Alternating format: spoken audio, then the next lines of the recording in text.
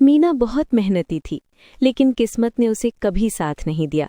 उसका पति 2 साल पहले एक भयानक तूफान में उड़ते उड़ते बिजली के झटके से मर गया था। अब मीना अकेले अपनी छोटी बेटी रिया को पाल रही थी। बरसात का मौसम शुरू हो चुका था। आसमान में घने काले बादल मंडरा रहे थे। मीना अपने टूटे घोंसले के बाहर बैठी सोच रही थी। हरे राम, ये बादल तो सचमुच बहुत भारी हैं। अगर आज रात तेज बारिश हुई तो मेरा ये घोंसला पूरी तरह बह जाएगा। पहले ही इतना कमजोर है, मुझे कहीं और ठिकाना ढूंढना होगा। मीना उड़कर जंगल के हर हिस्से में गई। उसने सबसे पहले कोयल दीदी से मदद मांगी। कोयल ने कहा, अरे मीना, मेरे घोंसले में पहले से ही मेरे 3 बच्चे हैं, जगह ही नहीं है, तो कहीं और देख। मेरे घोंसले में बहुत सजावट है, बारिश में भीगने का डर है, तू किसी और से बात कर। गौरैया चाचा, तोता अंकल, मैना आंटी, सभी ने एक न एक बहाना बनाया। कोई कहता जगह नहीं, कोई कहता मेरे बच्चे डर जाएंगे, कोई चुपचाप मुंह फेर लेता। थक कर उदास होकर मीना वापस अपने घोंसले लौटी। तभी बूंदें गिरनी शुरू हुईं, पहले धीरे धीरे, फिर तेज और फिर मूसलाधार। पूरी रात पानी बरसता रहा। सुबह होते होते मीना का घोंसला पूरी तरह टूटकर नीचे बह गया। मीना अब एक पतली डाल पर भीग गई। ठंड से उसके पंख कांप रहे थे। उसने रोते हुए पुकारा, क्या कोई है? कोई मेरी मदद करो। मेरी बेटी रिया घर पर अकेली है, मुझे उसके पास जाना है। डरो मत छोटी चिड़िया, मैं तुम्हें कोई नुकसान नहीं पहुंचाऊंगा। मीना ने सिर उठाया।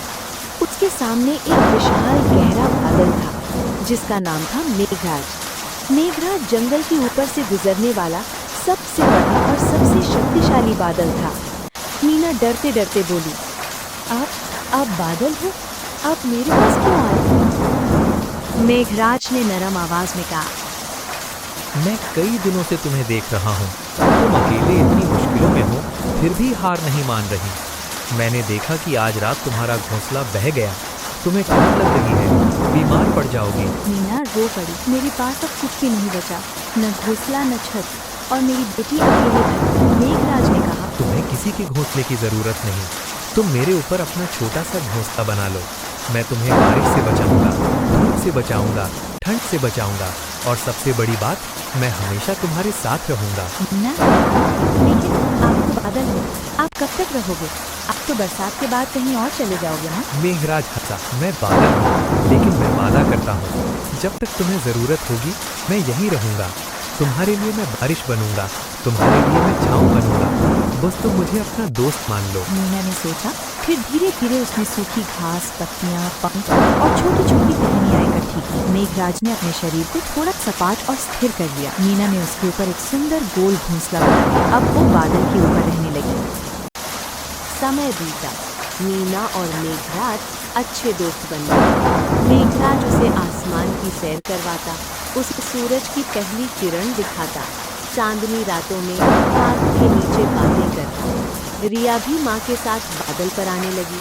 दोनों माँ बेटी को अब न बारिश का डर, न ठंड का, न अकेलेपन का। लेकिन कहानी यहीं खत्म नहीं होती। एक दिन मीना को पता चला कि जंगल के एक कोने में काले काग नाम का एक शातिर और लालची पक्षी रहता है। काले काग ने जंगल के कई मजबूत पेड़ों पर कब्जा कर लिया था और छोटे पक्षियों से घोंसला किराया वसूलता था। जो नहीं दे पाता, उसका घोंसला तोड़ दिया जाता।